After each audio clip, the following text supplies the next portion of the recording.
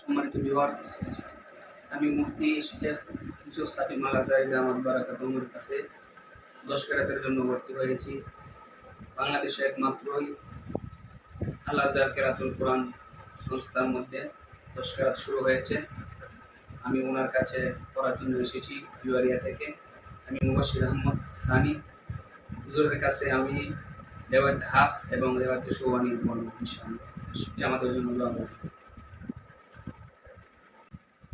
بسم الله الرحمن الرحيم